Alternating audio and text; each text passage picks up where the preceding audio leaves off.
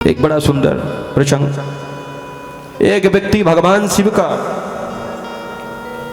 परम भक्त था और भगवान शिव ऐसे देवता हैं कि कभी भी वो प्रसन्न हो सकते हैं। अच्छा सुंदर बात है ना। राम जी का पट लगता है, कृष्ण जी का पट लगता है, आदिशक्ति जगदम्बा माता दुर्गा जी का भी पट लग जाता है, लेकिन भगवान शंकर का पट कभी नहीं लगता, कभी बंद नहीं होता, रात दिन बराबर खुला रहता है। जब भी आओ स्वागत है, हृदय खोल के। शंकर भगवान का बड़ा सुंदर भक्त, बार बार जाता, बिल्व पत्र चढ़ाता, जल चढ़ाता, कई महीनों तक पूजा उपासना किया। भगवान शंकर बोले ये कलयुग है, वैसे ही भक्त नहीं आते, बड़े मुश्किल से एक भक्त आ गया है, इसको भी अगर हम छोड़ दिए तो गड़बड़ा जाएगा, तो इससे अच्छा प्रसन्न हो जाओ। वो सही बात है। त्रेता में, द्वापर में, शतयुग में हजारों लाखों भक्त मिल जाते थे, लेकिन कलयुग में श्रेष्ठ भक्त को खोजना बड़ी मुश्किल की बात है। कहने के लिए तो सब भक्त।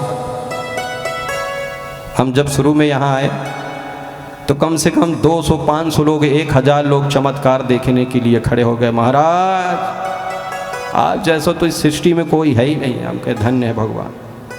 हाँ, ऊपर चढ़ा दिया हमको खजूर के पेड़ में, अब हम नीचे कैसे उतरें? धीरे धीरे प्रयत्न करके उतर तो आए, लेकिन बाद में कुछ भी नहीं।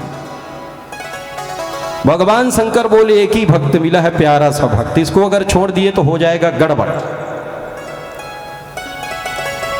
प्रकट हो गए भगवान शंकर, बोले बेटा वरदान मांगो, बड़ा कठोर तपस्या कर रहे हो, वरदान मांगो। बोला प्रभु कोई ऐसी शक्ति दे दीजिए हमको जिससे हम जो चाहें सो मिल जाए। भगवान शंकर देखे 2, 4, 5 बार, बोले कहीं ऐसा तो नहीं है कि अपना काम बना ले बाकी जय श्री राम।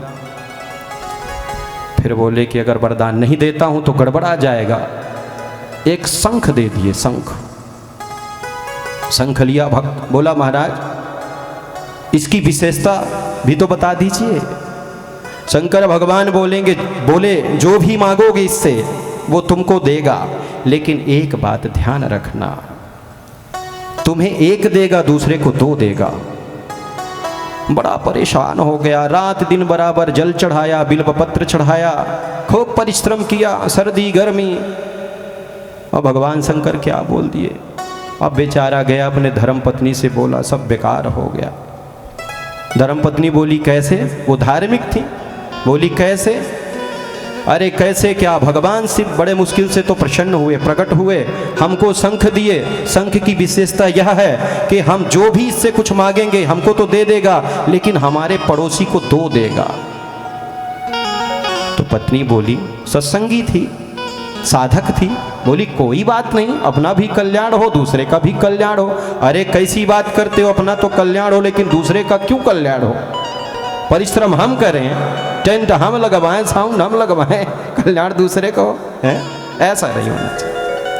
ये जीव की सोच है, ऐसा ही सोचता है। पत्नी बोली कोई बात नहीं है, अपना कल्याण होगा ना, दूसरे का हो जाने दो। बोला ये तो खतरनाक है, इससे तो बच के रहना पड़ेगा। अब उस शंख को छुपा के रख दिया। बोला कभी जब जरूरत पड़ेगी तो निकालेंगे। चला गया परदेश, खूब मेहनत किया, परेशान हुआ। एक दिन अचानक ध्यान में बात आई कि मेरे यहाँ तो बड़ा सुंदर शंख रखा है, काहे को परिश्रम कर रहे हैं, इधर उधर जा रहे हैं। आया घर में, थोड़ा कुछ क्रोधित था, उठाया शंख बजा दिया। शंख देवता प्रकट हुए, क्या चाहिए बोलो, क्या आपको चाहिए मांगो। बोला भगवान रहने को घर नहीं है, एक सुंदर सा घर बना दो। बढ़िया सुंदर घर बन गया और नजर उठा के देखा तो पड़ोसी के 2 घर बने, सुंदर सुंदर। बड़ा दुखी हो गया, अपने घर को ना देखे, बार बार उधर देखे, है? भोजन करे, आधा भोजन छोड़ के फिर बाहर निकले, घर देखे। जीव की यही वृत्ति है, जब तक अपना स्वयं का जीवन बनाने के लिए संकल्पित नहीं होगा तो कल्याण हो ही नहीं सकता है। कितनी भी कथा सुन लो, कितना भी सत्संग कर लो, जब तक सत्संग का सार हृदय में धारण नहीं करोगे तो कल्याण नहीं होगा। फिर एक दिन परेशान हुआ, भगवान खाने को कुछ नहीं है, फिर शंख बजाया। शंख देवता प्रसन्न हुए, मांगो क्या मांगते हो? अरे भोजन नहीं है खाने को, यही मांगता हूं और क्या मांगूंगा। 10 20 50 बोरी अनाज आ गया, पड़ोसी के यहाँ ढेर लग गया।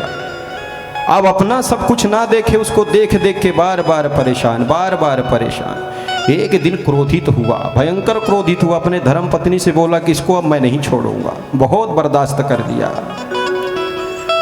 सुनने की बात है, समझने की बात है, ये हम सबके जीवन की कथा है, ये हम सबके जीवन की कथा है।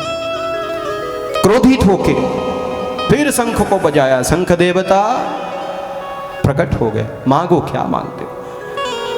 एक हमारा नेत्र फोड़ दो। अच्छा जी, फोड़ दिए।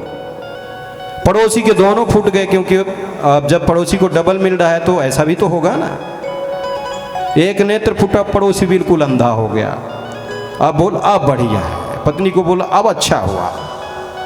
जाए बाहर देख के वो सूरदास बन गया था, हंसे आनंद ले, अब ठीक। फिर सोचा इसको अभी जो है ना अवसर देंगे तो गड़बड़ा जाएगा, इसको बिल्कुल पहुंचा दो ऊपर। फिर बजाया शंख, शंख देवता प्रकट हुए, मांगो क्या मांगते हो? बढ़िया सुंदर एक कूप खोद दो हमारे आंगन में। शंख देवता बोले तथास्तु, ऐसा ही होगा। सुंदर कूप खोद गया। अब पड़ोसी के यहाँ, इसके यहाँ एक, पड़ोसी के यहाँ 2। पड़ोसी बेचारा गिरा, जय सीताराम हो गया, सब कुछ चला गया। बड़ा प्रसन्न हुआ, अच्छा हुआ कंटक कटा। अगर यही धारणा जीव की रहेगी, ऐसी ही सोच रहेगी, तो जीवन में कभी भी ये मत सोचो कि परमात्मा की कृपा मिलने वाली है। मूलतः स्वरूप को जानने के लिए सत्संग की आवश्यकता है। ऐसा तब होता है, ऐसी मति तब होती है, ऐसी वृत्ति तब होती है, ऐसी बुद्धि तब होती है जब जीव सत्संग के बजाय सत्संग करता है, यानी कुसंग करता है। कुसंग से वृत्ति, मति दूषित हो जाती है। इसलिए संतों का संग करो।